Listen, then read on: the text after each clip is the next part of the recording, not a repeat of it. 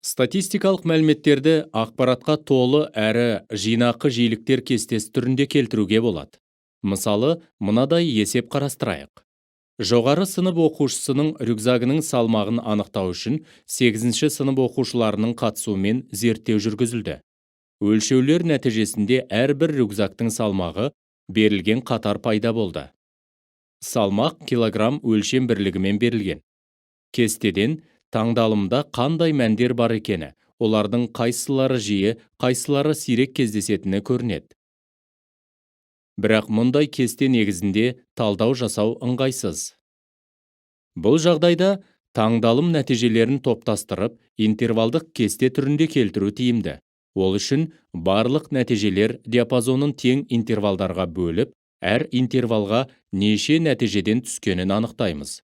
3-тен 6 килограммға дейін диапазонды тең 3 интервалға бөлейік.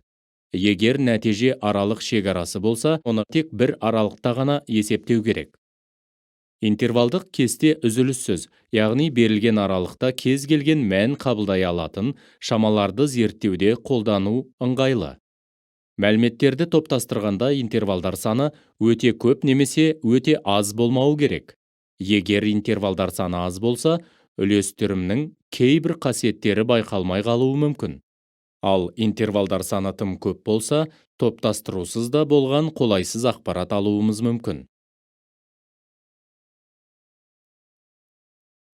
Статистикалық мәліметтерді ақпаратқа толы әрі жинақы жиіліктер кестесі түрінде келтіруге болады. Мысалы, мынадай есеп қарастырайық. Жоғары сынып оқушысының рюкзагының салмағын анықтау үшін 8-ші сынып оқушыларының қатысуымен зерттеу жүргізілді. Өлшеулер нәтижесінде әрбір рюкзактың салмағы берілген қатар пайда болды. Салмақ килограмм өлшем бірлігімен берілген.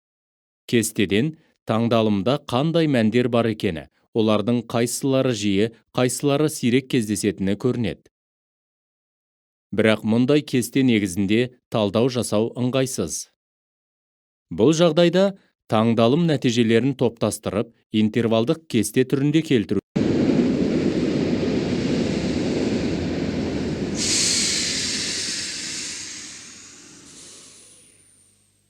тиімді.